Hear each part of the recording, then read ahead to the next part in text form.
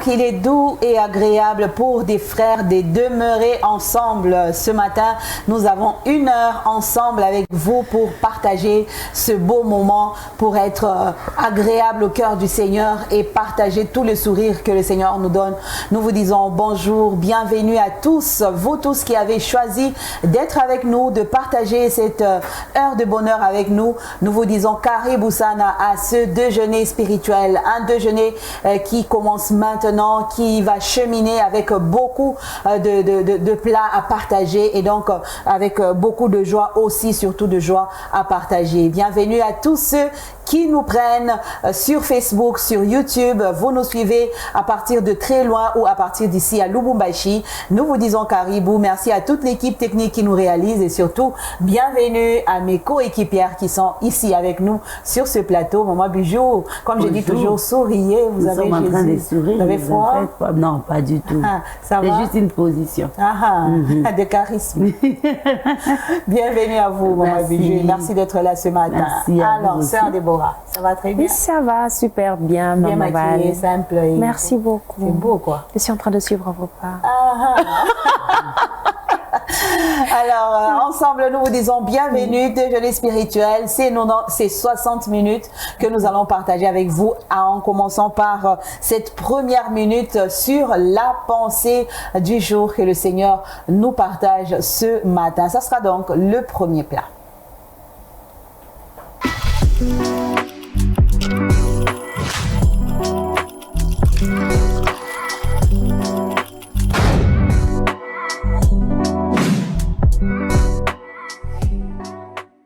Voilà, donc on parle de Joyce Meyer. Hein? Exactement. Une attitude positive vous donne le pouvoir sur vos circonstances plutôt que vos circonstances aient les pouvoirs sur vous. Donc c'est Joyce Meyer. Voilà, elle nous dit ce matin, une attitude positive vous donne les pouvoirs sur vos circonstances plutôt que vos circonstances aient les pouvoirs sur vous. Il faut donc avoir une attitude positive pour que les problèmes peut-être que vous vivez, les circonstances que vous vivez, que vous arriviez à les surmonter. Il ne faudra pas que les problèmes commencent à surmonter votre vie, commencent à gérer votre vie. Donc, tout ça commence par une attitude positive. Quelqu'un va demander, elle parle là-bas parce qu'elles ne savent pas de quel problème il s'agit. Il y a des problèmes encore plus géants, mais il y a encore des attitudes encore plus dominantes qui peuvent arriver à faire surmonter les problèmes. Voilà, donc comme vous l'avez dit, chacun à son niveau, son problème est grand. Et à son niveau, chacun est appelé à développer cette attitude-là positive. Et je suis en train de voir l'exemple de ces espions que Moïse a envoyés. Ils sont partis, ils rentrent, il y a deux qui se démarquent au milieu de tous ces autres-là. Les autres reviennent avec cette attitude négative parce que pour eux, en tout cas, c'est qu'on a vu là-bas. Et puis j'aime bien comment ils commencent. C'est vrai que le pays est beau. C'est vrai que c'est agréable. Mais... Non, le mais vient changer. Le mais est venu tout changer. Mais j'aime bien les autres là. Et ils disent non, si l'Éternel nous est favorable, ça c'est cette attitude est positive. Il dit non, si l'Éternel nous est favorable, certainement que nous allons battre Madian. Donc pour eux, donc ce n'est pas d'abord ça. Ce qui compte, c'est la faveur de l'Éternel. Si l'Éternel est de notre côté, tout nous suffit au fait. Quand Dieu est de notre côté, la taille, la grandeur, la minceur, je ne sais pas, parce que les autres disent, à leurs yeux, on paraît comme des sauterelles. Vous voyez, c'est cette attitude-là négative qui est quand même bizarre et ça me fait rire ce matin. Toi, tu regardes et tu dis vraiment... Quelle grandeur. Et je vais dire à quelqu'un ce matin, il ne faut pas se fier aux apparences, au fait. L'apparence peut vous amener à développer une attitude tellement négative et à croire que vraiment les serpents, c'est les cancrelats, c'est les serpents. Or, c'est seulement les cancrelats. Voilà, quand c'est seulement les cancrelats, on a besoin juste de sababouche pour pouvoir les tuer. On n'a pas besoin d'aller chercher, je ne sais pas, une machette ou bien une arme à feu. Alors, ce matin, soyons comme Josué et Caleb, développons l'attitude positive. Peu importe les circonstances, peu importe c'est par quoi vous êtes en train de passer. Voilà, soyez comme Job. Je sais que mon Rédempteur est vivant. Ayez cette attitude positive.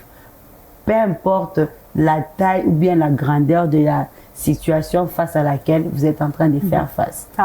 Et donc, c'est comme pour dire, ton attitude définit la manière dont tu vois Dieu, ou ton attitude définit la grandeur de ta foi. Si tu es très négatif, ça prouve que tu n'as aucune foi, et quand tu n'as pas de foi, tu ne plais pas à Dieu. Je ne vois pas Dieu venir intervenir dans ta situation. Et c'est vrai, hein.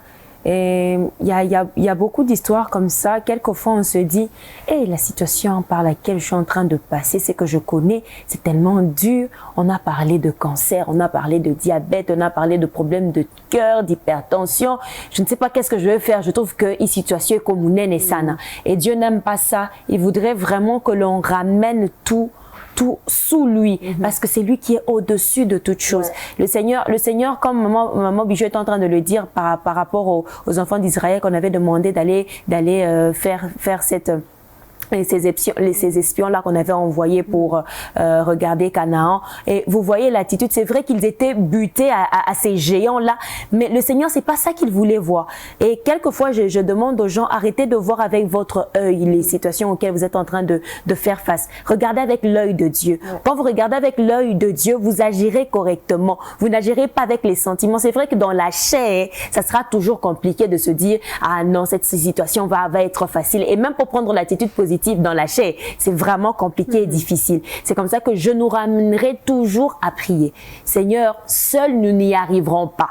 Faisons comme Moïse, à chaque fois qu'il devait faire un pas pour quitter le désert, Seigneur, je ne ferai pas un pas sans toi. Je refuse que ce soit un ange qui nous accompagne, mais je veux que toi, tu nous accompagnes. Parce que moi, toi, tu es mon créateur, tu sauras comprendre quand je vais faire des caprices, tu sauras comprendre, non, ma fille, relève-toi, je vais te tenir par la main, avançons. Et c'est ça que le Seigneur attend de nous, la capacité de lui faire confiance, même quand tout ne va pas bien.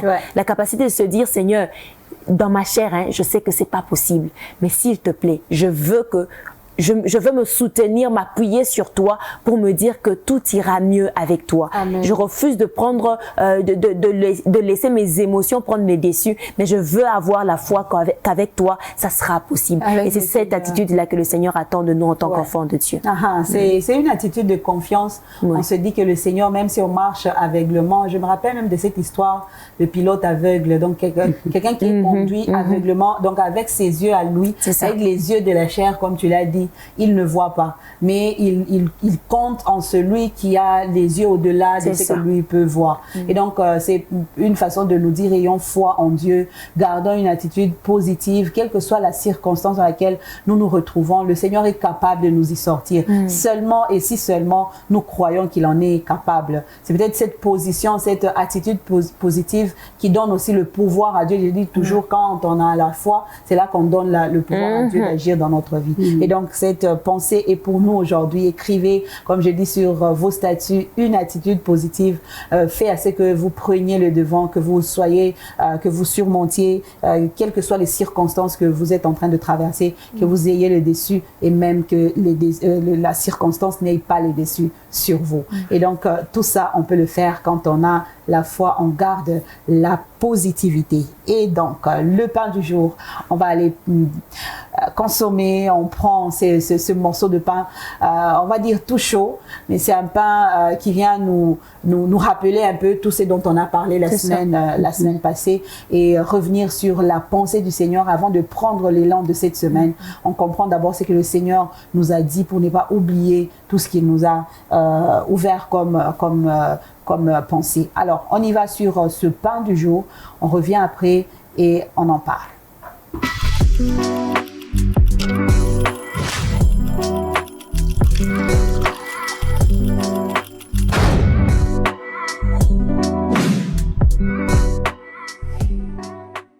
Jean vit que beaucoup de pharisiens et de sadducéens venaient à lui pour être baptisés.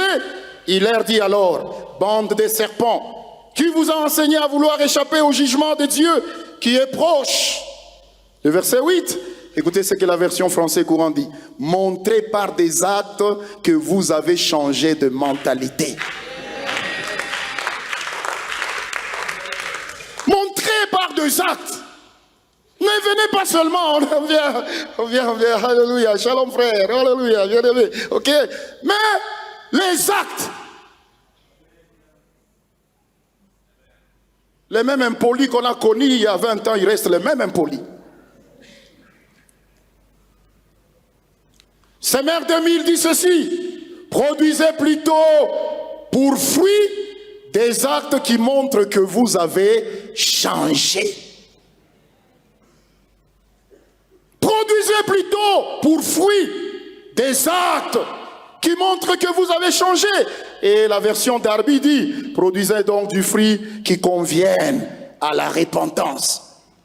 Les fruits qui conviennent à la repentance. La repentance, ce n'est pas seulement le fait de regretter ses péchés. Oh mon Dieu, je regrette. Après, à un moment donné, on revient encore là. On est en train de faire la même chose. Non, la repentance doit nous amener au changement.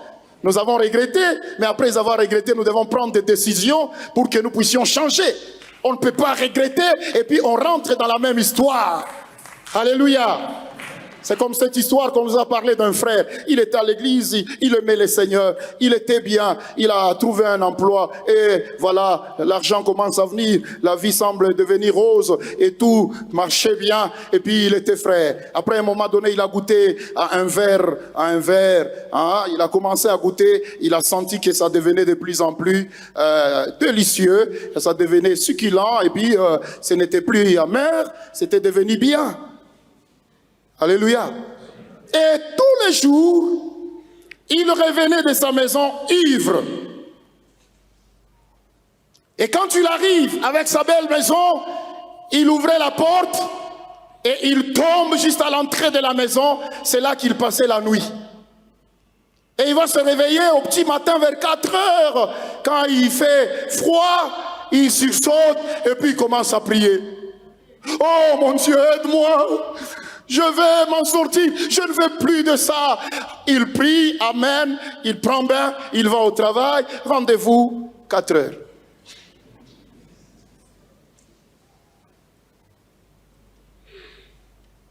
Le fruit de la repentance, bien-aimé dans le Seigneur, c'est l'abandon du péché.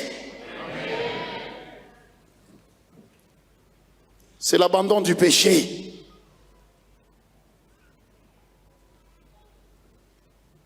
Regarde ton voisin, dit: le fruit de la repentance, c'est l'abandon du péché.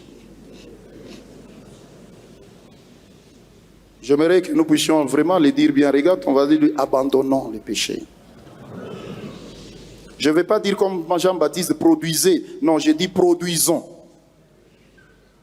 Tous nous sommes dedans. Alléluia. Le fruit de la repentance, c'est l'abandon du péché. L'abandon de mauvaises pratiques. De mauvaises pratiques comme l'extorsion, la fraude, l'injustice, l'égoïsme, le tribalisme. Et que sais-je encore? Vous allez voir que la foule a posé la question à Jean-Baptiste dans Luc. Que devons-nous faire? Et il a énuméré. Il a parlé. Chacun selon sa catégorie. Les publicains, ne demandez pas ce qui est plus. Les militaires, vous devez vous contenter de votre solde. Et qu'est-ce que... Voilà. C'est ça le fruit de la repentance. On ne peut pas être chrétien en même temps voleur.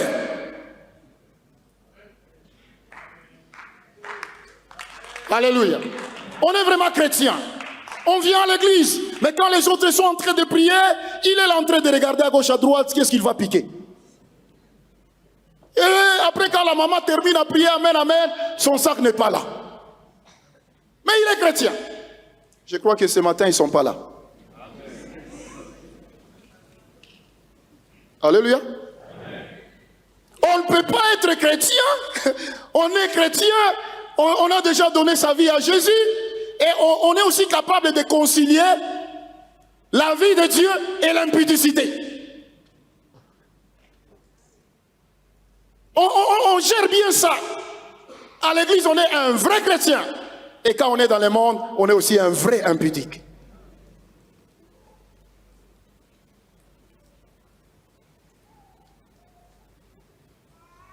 On ne peut pas être enfant de Dieu, né de nouveau, rempli du Saint-Esprit, mais on continue à être sorcier. Alléluia. Alléluia. On est sorcier. On vient à l'église, on prie. On est peut-être dans les départements. On est ouvrier. On est à l'intercession. Mais on est sorcier. On prie à langue. Mais on est sorcier.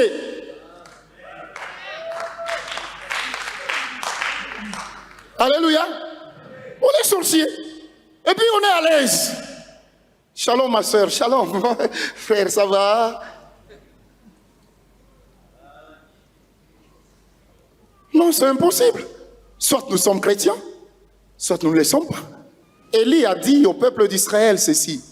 Pourquoi clocherez-vous des deux côtés? Pourquoi?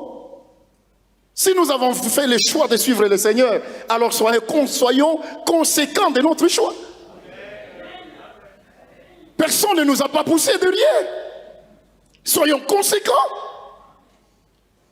Pourquoi maintenant on a choisi le Seigneur, mais en même temps on veut aller à contre-courant de ses paroles?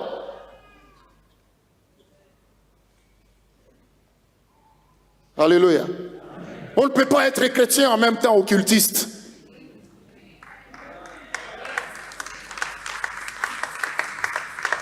Alléluia. Non, non, c'est impossible. Chrétien, mais occultiste. On est chrétien. Non, ce n'est rien. Tu vois, c'est simplement pour développer, avoir un grand esprit. Alléluia. Ces expressions aujourd'hui qui entrent même dans l'église, dans la spiritualité. C'est quelle spiritualité vous voulez nous parler? Qui est plus que le Saint-Esprit? Produisons donc des fruits dignes de la repentance. Moi, je crois que c'est un très beau message. Et moi, j'ai aimé au moment où il a parlé de produisons, il n'a pas dit produisez, tel que Jean-Baptiste le disait, produisez. Mais il se met dedans et donc tous on est dans le même sac. Nous devons chacun produire des fruits dignes de la repentance. Mais je ne sais pas, le pasteur Pichu Boaz a commencé lui-même à faire comprendre ce que c'est produire des fruits dignes de la repentance. Mais je ne sais pas à votre niveau comment vous prenez ce message. S'il faut y aller d'abord sur le thème, comprendre ce que c'est produire des fruits dignes de la repentance. Produire des fruits dignes de la repentance, c'est déjà de voir cette différenciation entre l'ancienne version de Déborah quand elle n'avait jamais connu le Seigneur et quand elle rencontre le Seigneur. Parce qu'on sait que quand on rencontre le Seigneur, il y a les ténèbres qui est éclairées, il y a ces choses que je n'arrivais pas à me débarrasser, que je me débarrasse facilement. Pourquoi? Parce que le Seigneur vient m'apporter un certain secours pour me permettre d'être une meilleure version de nous. Parce que comme on le dit, nous sommes chrétiens. Chrétiens, c'est que nous représentons Christ sur terre. Nous sommes comme des petits Jésus sur terre. Et pour être petit Jésus, il faut vraiment refléter Jésus. Et Jésus, quand il était sur terre, en lui, il a dit que le diable vient, mais il n'y a rien de lui en moi. Et quand le monde me verra, il doit y avoir en moi tout ce qui reflète Christ. Il ne doit pas avoir en moi le mensonge, le vol, la tricherie, l'escroquerie et tout ce qui va avec. Ce qui appartient au monde ne doit pas se retrouver en moi parce que je suis chrétien. Déjà, c'est ça que moi, c'est dans ce sens-là que moi, je définis porter les fruits dignes de la repentance. Porter les fruits dignes de la repentance. Donc, qu'on retrouve le Christ en toi. Qu'on te voit vraiment semblable à Christ. D'ailleurs, c'est ce que ça signifie, être comme Christ, être comme Jésus. Moi, je me dis même pas qu'être petit Jésus, mais c'est vraiment être Jésus parce qu'on a besoin d'avoir une photo qui ressemble à la personne. On va pas dire c'est comme Bijou, mais on va dire ça, c'est la sœur Bijou, parce que c'est la même personne. Alors, produire les fruits dignes de la repentance. Voilà, donc, produire les fruits dignes de la repentance parce que on a rencontré Jésus. Donc, la sœur Déborah l'a si bien dit, on fait plus qu'on pouvait faire hier. Et lui-même, on a vécu avec lui-même Paul et avec les disciples. Ce sont des personnes qui ont connu un avant et après Jésus-Christ. Donc c'est comme si avant que Christ ne vienne, je marchais croyant que ce que je fais était bon.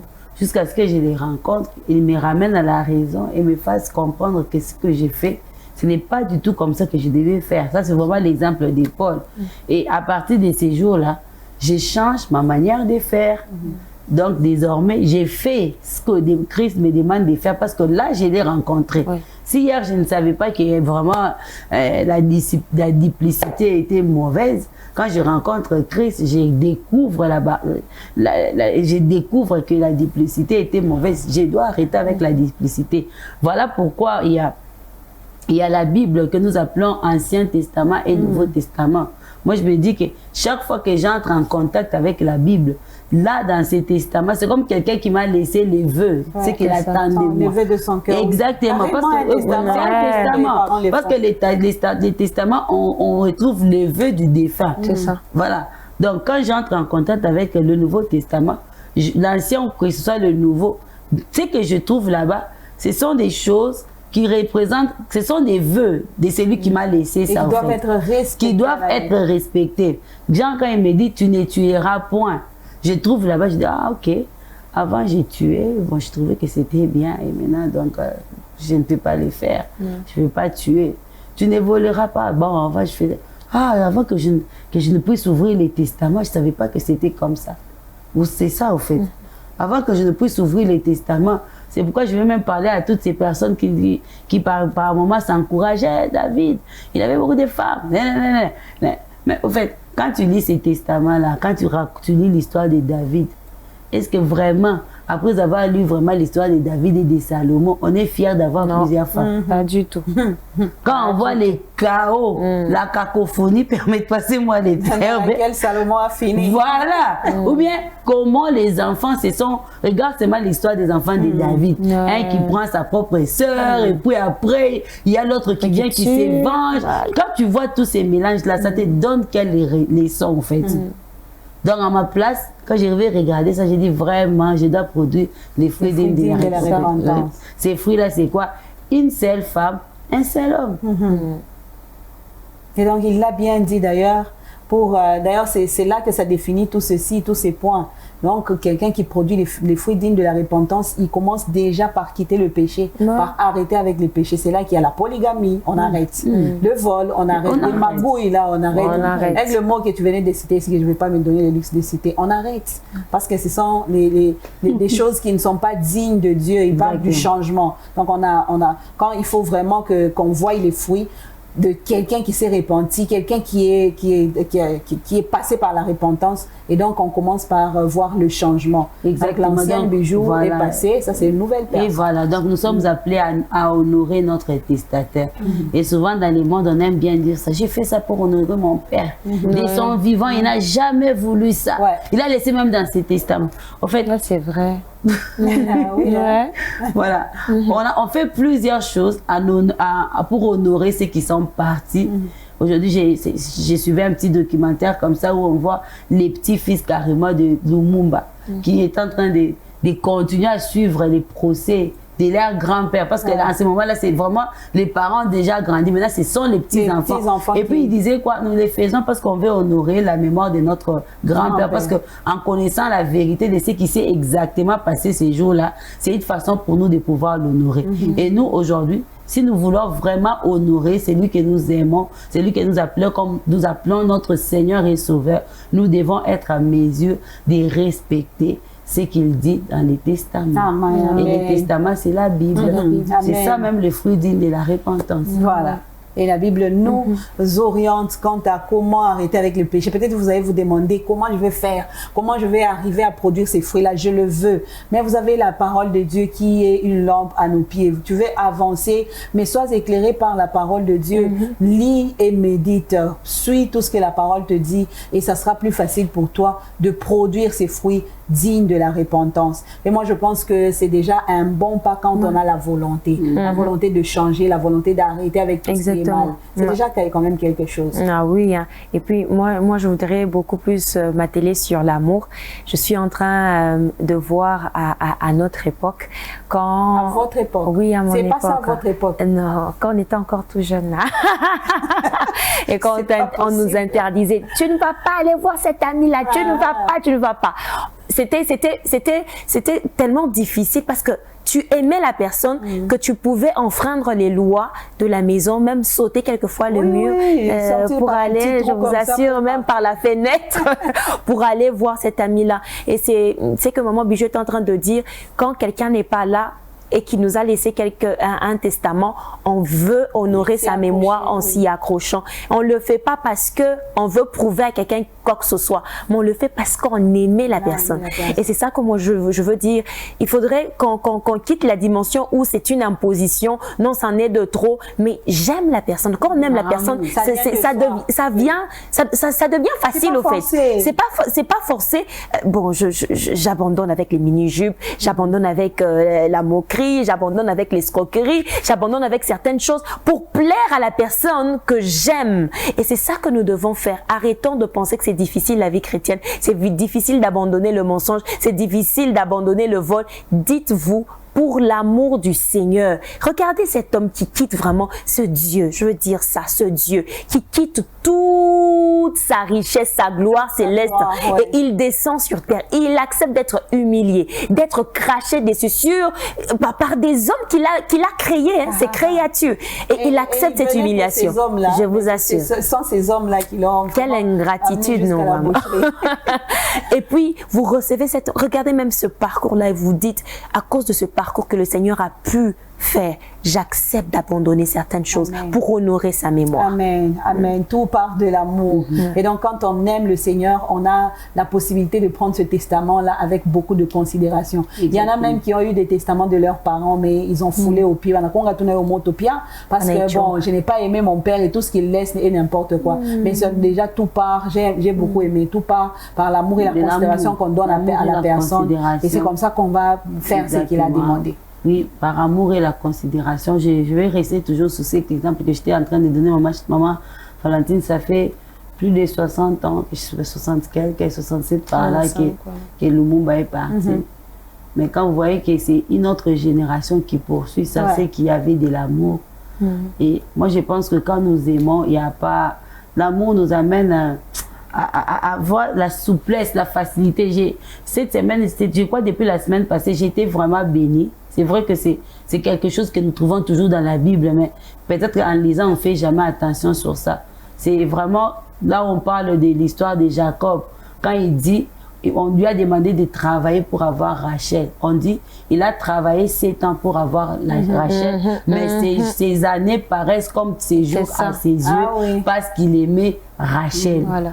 Vous savez, quand vous aimez, ça ne pèse pas. Ça ne pèse pas, oui. Quand vous aimez, ça ne pèse pas. Quand vous aimez, les nombres d'années ne définissent rien, ne comptent pas. Là où il n'y a pas d'amour, c'est là où on regarde tout le temps. Et depuis 7 heures que je suis ici, 18 heures, je n'en peux plus.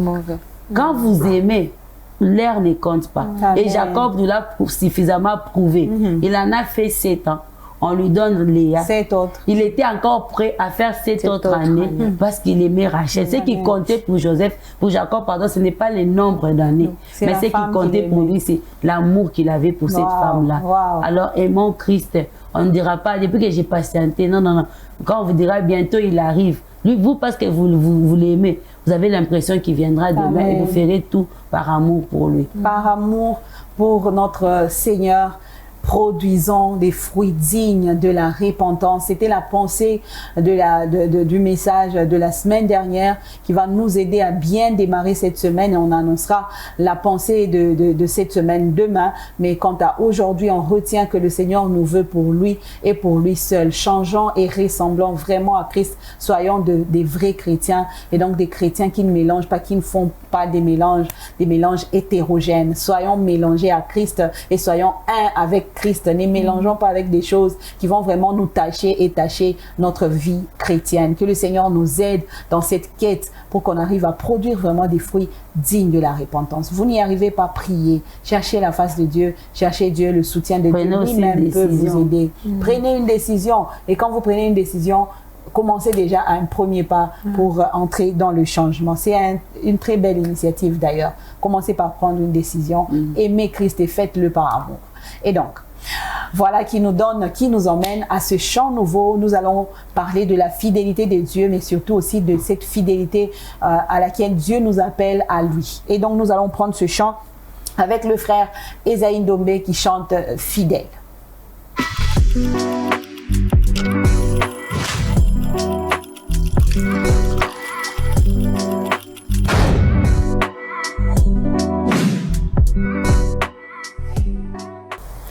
Alors, c'est un chant de reconnaissance d'abord pour une personne qui a été ou qui reconnaît ce que le Seigneur a fait, ce que le Seigneur est dans sa vie, ce que le Seigneur, ou d'où le Seigneur l'a enlevé pour le faire asseoir aussi avec des grands. Donc, chacun de nous, je peux dire, a un mot à dire au Seigneur par rapport à ce qu'il est devenu aujourd'hui. Chacun de nous a un mot de reconnaissance.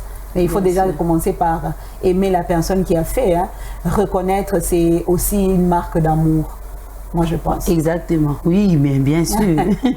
Reconnaître, c'est aussi une marque d'amour, parce qu'une marque, pardon, d'amour, parce que il y en a, quand il n'y a pas d'amour, maman Valentine, on ne sait pas reconnaître, on ne sait pas voir, on ne sait pas admettre. Nos yeux sont aveugles. Je vous assure, quand on n'aime pas, on se poserait toujours la question, mais on dit, mais qui a nettoyé ici? C'est propre. Et celui qui n'aime pas dire, il a fait quoi? Qu'est-ce qu'il a fait d'extraordinaire? On va aller chercher dans le fond du coin là-bas, mais regarde. Vous êtes en train de louer quelqu'un, mais regarde dans les coins là. Quand il n'y a pas d'amour, c'est compliqué. Reconnaître que c'est vraiment cette marque d'amour que j'encouragerais à mes frères et sœurs qui me regardent ce matin. Parce que je commence à me rendre compte que s'il y a quelque chose que nous sommes vraiment en train de perdre dans le monde d'aujourd'hui, c'est vraiment l'amour. Hein. On court facilement dans la concurrence. On veut voir qui est le meilleur. Qui est le meilleur. Et ce qui est bizarre, c'est que je suis en train de suivre quelqu'un qui m'a fait quand même du bien hier. Maman Valentine disait, vous savez, aujourd'hui, tellement même les propres frères et sœurs n'arrivent pas tellement à s'aimer, qu'il y en a qui sont prêts à tuer leur propre Joseph, leur propre David. Il m'a fait du bien. Il a dit, c'est pourquoi votre famille... C'est pourquoi vous avez des familles aujourd'hui qui ne vont nulle part. Parce que dans la plupart des cas, vous avez déjà tué vos David, vous avez tué vos Joseph, vous avez tué vos Moïse. Vous n'avez pas su prendre soin de vos Moïse et vous les avez tués. Finalement, vous êtes en train de souffrir. Parce que s'il faut qu'on aille vraiment dans ce sens-là, on verra que l'amour a fait que cette petite fille, qui était la grande sœur de Moïse, et fasse une proposition à sa mère et veille sur son frère. Ouais, par amour, tout part de là. Tout part de là. Moi, je pense que nous devons aimer parce que quand il y a suffisamment, même un peu d'amour, on choisirait de vendre quelqu'un, conserver sa vie que de les tuer. Que de regarder aussi l'importance de cette personne. Parce que quand je me dis, si Rubin a interrompu ses frères, c'est parce qu'il y avait juste un peu d'amour. Il s'est dit, si on les tue, ça sera fini pour lui. Vaut mieux qu'il aille loin. Lui et ses rêves, qu'ils aillent loin. Ça, c'est juste un peu d'amour. Alors, ce monde est vraiment en crise d'amour, Valentine.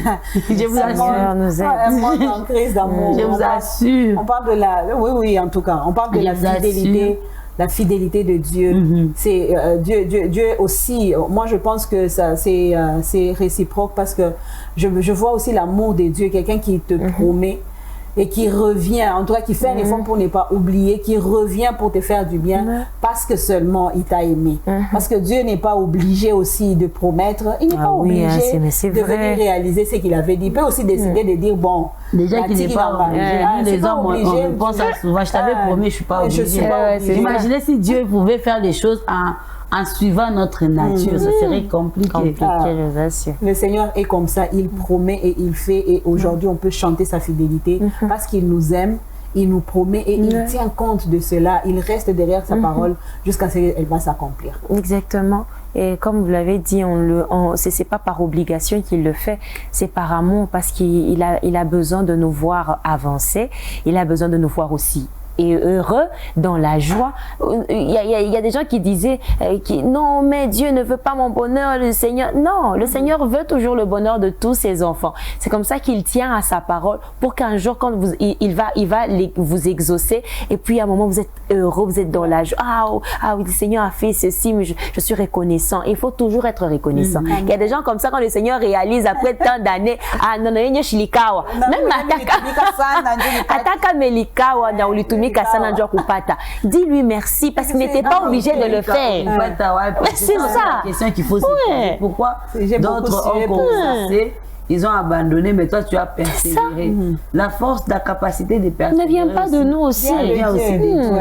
Parce que le souffle de vie, quand on le dit, ça ne vient pas de nous. Quelquefois, on l'oublie même de le demander. Seigneur, renouvelle-moi le souffle de vie. Mais boum, le matin, je me suis déjà réveillée. Mais c'est sa grâce, c'est son amour. Alors, pour le souffle de vie aussi qu'il nous donne, disons-lui merci Seigneur, je te rends grâce pour le souffle de vie. Wow. Merci pour la promotion, merci pour l'argent, merci pour les enfants, merci pour telle et telle autre chose. Soyons reconnaissants bien. Il est une raison d'être reconnaissant à Dieu et de chanter la fidélité de Dieu. Regarde seulement où tu es et dis-toi, autour de toi, regarde autour de toi, dis-toi que le Seigneur a fait quelque chose dans ta vie. Dis-toi que le Seigneur a agi dans ta vie parce qu'il y en a qui sont passés par là et qui ne se sont jamais relevés. C'est ça. Donc, et toi, tu as eu cette grâce. Le Seigneur est passé par là, il a agi et donc tu as vu comme cet homme de 38 ans. Le Seigneur est passé par là et tu peux reconnaître qu'il a agi dans ta vie.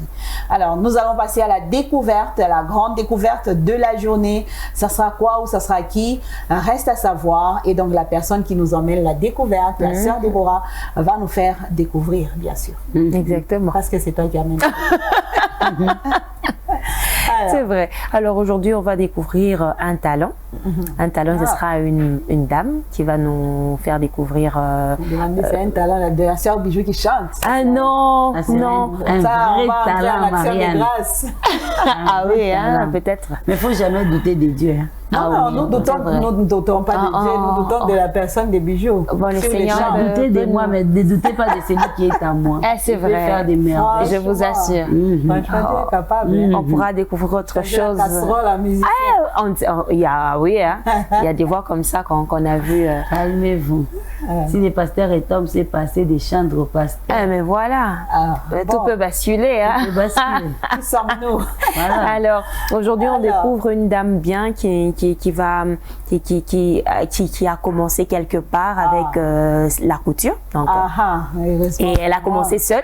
C'est une dame qui a commencé seule dans son coin avec la couture, mais la grâce que le Seigneur a déposée en elle n'a pas voulu la garder pour le garder seule.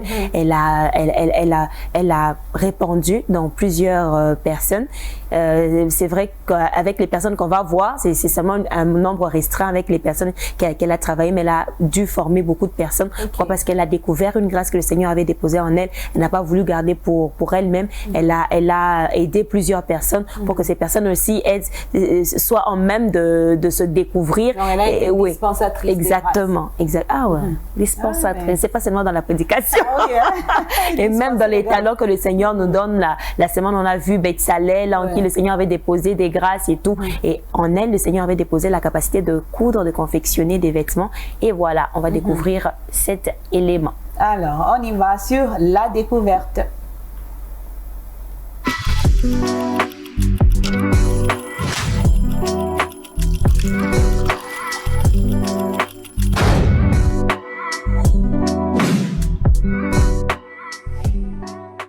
Et voilà, nous sommes ici dans l'atelier de couture pour découvrir les talents, découvrir la grâce, le don que le Seigneur a donné à sa servante, Maman Gisèle Moadi. Maman Gisèle, bonjour. Bonjour, Maman Noura. Comment vous allez? Oui, je vais bien, merci. Maman Gisèle, nous sommes ici dans votre atelier qui en même temps c'est votre entreprise. Oui. Et c'est juste pour découvrir ces talents que le Seigneur vous a donnés. Mais bien avant cela, de faire découvrir à tous ceux-là qui sont en train de nous suivre en ce moment, on aimerait un peu vous connaître. Qui est Maman Gisèle?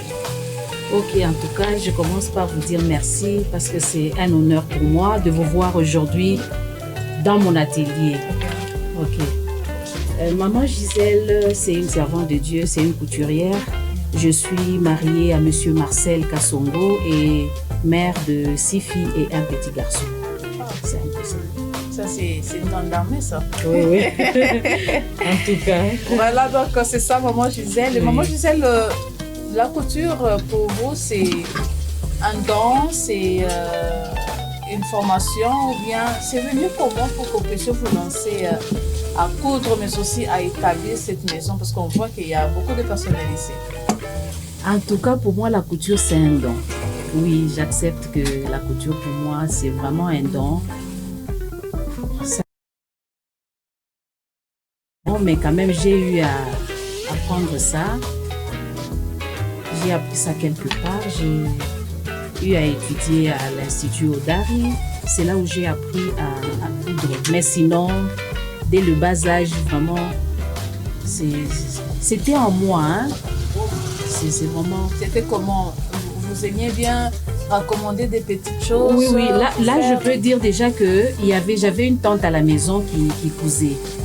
Et quand elle cousait, j'aimais vraiment, ça me passionnait. Okay. Quand j'observais la manière de prendre un grand tissu, découper en petits morceaux et réunir, et finalement quelqu'un porte, ça me faisait du bien. Elle m'a inspirée et c'est ainsi que j'ai bricolé déjà. Dès le bas âge, j'ai bricolé avec mes poupées, j'ai confectionné pour les poupées et c'est ainsi qu'aujourd'hui je me retrouve avec cette entreprise de couture. Ok. Ah, peut-être vous aussi, c'est le cas pour vous, vous posez des questions. Bon, je sais pas, je sais seulement. Et puis après, bon, je sais pas ce que ça va me donner. Mais maman Gisèle, avant de vous lancer peut-être à faire la maison que nous voyons ici, parce que à regarder ce qu'il y a, c'est seulement des grands travaux qui se font ici. Vous allez d'abord commencer comment? C'est vrai que l'école était là, mais quand même, établir la maison, c'était juste avec une machine 2 ou bien c'était vous-même déjà, au départ, vous étiez la seule à travailler? Oui, c'est ça. J'ai commencé par le faire d'abord comme apprenti dans l'atelier d'une dame qui n'est plus ici, elle est déjà partie quelque part. Alors, j'ai appris, j'ai encore amélioré chez elle, puis j'ai commencé moi-même d'abord à la maison avec une machine. Je le faisais à la maison. C'est ainsi que petit à petit, j'ai eu acheté une deuxième machine, troisième, et je me retrouve aujourd'hui avec quelques machines. Donc, nous sommes en train de nous débrouiller dans ce sens-là. Déjà des créations que vous avez eu à faire pour vous, qui est vraiment une marque déposée pour vous? En tout cas, dire une marque précise, je peux dire non, mais sinon, je crée des modèles, je m'inspire de ce que je vois et j'essaie aussi d'ajouter, d'adapter à votre et d'améliorer, de le faire un peu. Vous avez combien d'expérience dans votre carrière, soit dans votre métier de couturière? Les années où... Oui. Moi, ça fait maintenant plus de 25 ans que je suis dans la couture. Coup de chapeau. C'est ça. C'est que vous avez eu à former plusieurs personnes? Oui, j'ai eu à former plusieurs personnes. Et ceux-là qui sont partis peuvent aussi en témoigner qu'auprès du moment où on a reçu quelque chose? En tout cas, chaque jour ici, on me donne des témoignages. Oui. Et maintenant, quel mot vous allez donner à toutes ces personnes qui nous suivent en ces moments, qui pour certains sont restés avec cette idée, la couture, couture, c'est juste une voie de sortie pour aider quelqu'un qui n'a pas pu peut-être suivre le cursus normal des études. Non, ce n'est pas ça. Il faut enlever cette mentalité. Ce n'est pas ça, c'est vraiment faux. Moi, je ne suis pas pour cette idée-là parce que pour bien coudre, nous devons être assez intelligents pour réussir aussi notre métier. Donc, dire que c'est pour les moins intelligents, ni Aban tu as choix il est ni bongo. Donc, que ce soit pour les parents, même pour l'enfant lui-même. C'est ça, même les parents. En tout cas, si vous, les parents qui m'écoutez en ce moment, si vous avez des enfants qui préfèrent la poupée couture, laissez-les. Si c'est vraiment leur passion, laissez-les. Parce que je pense qu'ils vont vous les prouver avec le temps. Oui, c'est tout ça. Et dans ce métier, nous savons que dans tout métier, il y a les hauts et les bas. Les moments où tu t'es dit, ici, je crois que je vais arrêter. Ça vous est déjà arrivé? En tout cas, j'ai une histoire qui m'avait beaucoup marquée. J'étais au point d'arrêter. Je me rappelle, il y a quelques années, une dame m'avait donné son habit pour coudre et moi, je me suis retrouvée malade et même hospitalisée. Quand elle est venue, elle s'est renseignée, elle a appris que j'étais hospitalisée. Elle m'a suivie jusque dans la chambre à l'hôpital pour que je lui remette son habit déjà cousu. J'ai essayé de lui faire comprendre que je n'ai pas pu parce que je suis malade. Elle n'a pas compris. Et ça m'avait complètement découragée. J'étais au point d'arrêter. Mais comme c'est quelque chose que j'aime beaucoup, je tiens encore. Je tiens encore. On dit, les gens qui font les travaux manuels, souvent ne tiennent pas promesse. Oui, ça, vraiment. Les gens ne font que... Oui, on parle de ça. Exactement. Réellement, c'est ce que... Vous savez, avec la couture, c'est un métier qui demande beaucoup de discipline. Quand on n'est pas discipliné, quand on essaie de vivre comme tout le monde, ça ne marche pas. Dans la couture, nous devons nous discipliner. Parce que je dois m'organiser très bien de sorte que je puisse terminer dans le délai. Je dois respecter les rendez-vous avec mes clients. Mais si au courant de la journée, je me pointe par exemple devant la télé, donc je fais du n'importe quoi, je ne vais pas bien travailler, je serai toujours en retard. C'est pourquoi il y a certaines personnes, certains couturiers qui se retrouvent en train de mentir. Or, nous aussi en tant qu'enfants de Dieu, nous essayons de faire de notre mieux pour bien travailler, pour bien nous discipliner, de sorte que nous puissions respecter nos rendez-vous avec nos clients. Ce n'est pas chaque couturier qui ment. La faute d'une personne entache mais il y a bon, la majorité oui, mais il y a aussi quelques exceptions. Exactement. Mais maman, je disais toujours sur la question, il y a aussi cette réalité où c'est vrai que, comme par exemple, je retrouve en train de travailler, mais moi je viens, Laetitia vient, Déborah vient, et c'est à vide-là de ne pas perdre notre argent. Vous acceptez, mais vous nous donnez, nous toutes, les rendez-vous le même jour.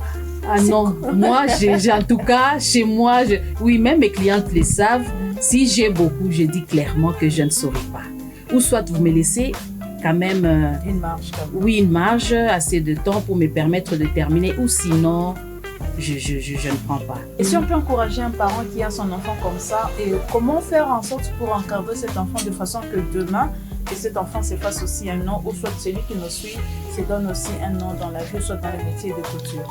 Oui, en tout cas, moi j'encourage ceux-là qui veulent entamer aussi cette carrière ou ce métier. Oui, bon, je sais que moi, avec ma petite expérience, je peux dire que une personne qui aimerait plus évoluer dans la couture doit premièrement aimer le travail, pas voir d'abord l'argent, mais premièrement aimer rendre un bon service. Je ne sais pas si je peux le dire ainsi. La personne doit présenter un bon service au client, parce qu'en faisant ça, vous voyez, j'essaie un peu de mes services, un bon comme étant un travail de qualité. Un travail de qualité, oui. Je dois plus aimer mon travail, plus que même l'argent. Parce que lorsque je présente un travail de qualité, partout ce travail va passer. Dès que je confectionne quelque chose, oui, partout la personne mettra et vraiment c'est une publicité, le bénéfice va me retourner. Nous devons commencer par bien présenter le travail. Et comme je l'ai dit encore, être discipliné avec ces... Et pour cet enfant, soit cette jeune fille qui découvre en elle ses talents de couture, comment les parents peuvent l'accompagner, soit l'encadrer? Oui, si vous constatez que votre enfant aime bricoler, aime coudre, c'est mieux de l'envoyer dans une école de couture. C'est mieux de l'accompagner dans ça. Si elle vous fait, elle bricole les choses, essayez de l'encourager et la pousser plus à s'informer sur ça, à apprendre plus sur la couture ou le domaine qu'elle aime plus. Voilà une belle découverte aujourd'hui. Ah oui, et avant tous on avait cette façon-là de voir, non, bah les bafaya, couper couture, ni babumba, fou et tout. On les appelait même les jata, mon mari. Mais aujourd'hui, les vêtements qu'on met, on sait reconnaître qu'il y a eu des personnes qui se sont dit, qui ont accepté de, malgré ces insultes, ces attributions, ils se sont retirés. Non, moi je veux le faire. Et aujourd'hui, on a leur nom, on a maman Gisèle, on a beaucoup de gens comme ça. Et je vais demander aux parents de ne pas décourager les enfants. Laissez-les faire ce qu'ils aiment. Parce que quand un enfant se développe dans un métier qu'il apprécie bien, il saura comment avancer et évoluer. Et si il est contraint, non, maman a dit je vais être nécessairement avocate, et vous verrez qu'il sera frustré, il ne saura pas avancer. Les parents moi, je crois que c'est un encouragement à faire chez les enfants. Bien sûr. Je crois que vous avez aussi été quand même une fois ou deux cliente de maman Gisèle. Bon, plusieurs fois. Je vous assure qu'elle tient ses promesses. C'est déjà un caractère chrétien, c'est déjà un fruit digne de la repentance. Ah, oui. On ne doit pas être comme on dit mais quand on est chrétien, on doit faire la différence, commencer par changer et donc ressembler au Christ. Merci beaucoup à Maman Nora qui nous a apporté ce bel élément. On peut toujours y revenir pour bien comprendre comment ça se fait. Si vous voulez bien, vous pouvez toujours poser des questions de savoir comment trouver Maman Gisèle. On peut toujours vous orienter. C'est une bonne personne et une bonne couturière. En tout cas, je vous le dis. Parce que on a essayé, on a vu que c'était une bonne couturière et une bonne chrétienne quant à son travail. Alors, belle découverte, ce qui nous amène aussi à une autre découverte, les programmes de la semaine, parce que la semaine vient de commencer. On va voir ce que cela nous réserve, quels sont les programmes que nous pouvons partager avec vous. On le voit tout de suite après cette petite transition.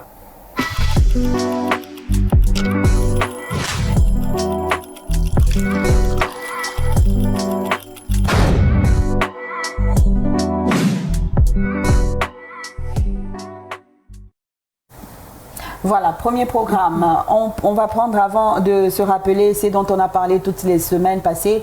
On a 21 jours de prière à l'église La Parole Éternelle Katouba. Ça sera du 26 janvier au 15 février 2026.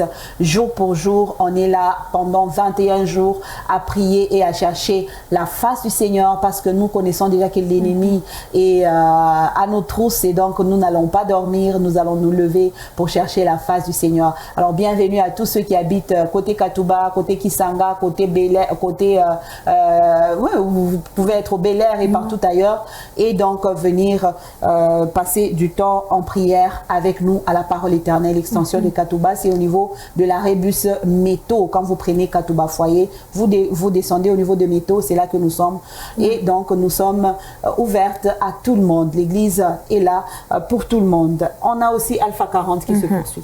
Et ça se poursuivra jusqu'au vendredi 20 février. Donc, c'est en février que ce programme se poursuivra. Et c'est du lundi au dimanche. Et en semaine, comme du lundi au samedi, le programme se tient de 16h30 à 19h. Et c'est pour l'église La Compassion, extension de Lubumbashi, qui s'y retrouve au tronçon compris entre l'avenue Kimbangu et l'avenue Sandoa et sur l'avenue Maniema. Tronçon compris entre Kimbangu et Sandoa, numéro 99. C'est un endroit à ne pas se perdre. Je crois que tous les motards peuvent se retrouver facilement. Donc, c'est un programme de jeûne et de prière. Donc, c'est pas seulement un programme de prière, c'est un programme de jeûne et de prière. Exactement, qui n'est pas seulement réservé pour les enfants de la compassion, mais pour tout le corps de Christ auquel nous vous invitons tous, que vous soyez aux environs, vous êtes à Kalouboué, vous êtes à Météo, vous êtes, je sais pas moi, au Bel-Air. Nous vous invitons tous à ce programme.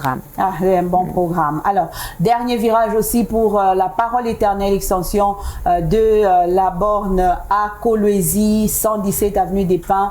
Je disais dernier virage parce que ça sera la dernière semaine sur les 3 semaines de prière qui ont commencé depuis le 12 janvier. Cette semaine, ça sera la dernière. Et donc, si vous avez manqué la première, la deuxième, et donc nous sommes à la 3e semaine, venez pour clôturer avec nous ce temps de prière. C'est la convention de prière compris 2026 qui se poursuit jusque ce dimanche. Alors, ne manquez surtout pas. Venez, comme on dit, vaut mieux la fin d'une chose que son commencement. Ça sera la dernière semaine et donc venez terminer avec nous en cherchant la face du Seigneur. Et ça sera donc tout pour les programmes. Nous savons que c'est lundi aujourd'hui. Maman Bijou, on connaît nos programmes de lundi. Hein? Et voilà, donc c'est la cellule. On est là à partir des 17h pour les uns, les autres c'est 18h.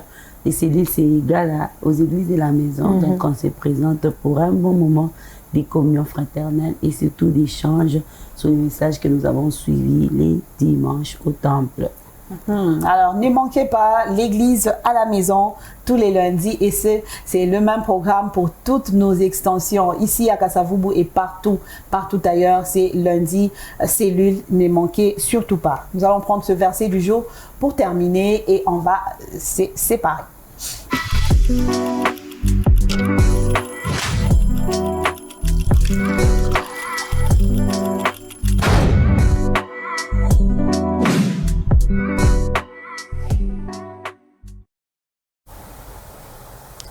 Et voilà, les versets du jour est tiré d'Exode chapitre 19, verset 5, qui nous dit maintenant, si vous écoutez ma voix et si vous gardez mon alliance, vous appartiendrez entre tous les peuples, car toute la terre est à moi. Maintenant, si vous écoutez ma voix, maintenant, si vous écoutez ma voix et si vous gardez mon alliance, vous m'appartiendrez entre tous les peuples, car toute la terre est à moi. Wow. Toute la terre. Ah oui. Et Seigneur, on connaît le propriétaire. Signé Dieu. Signé Dieu.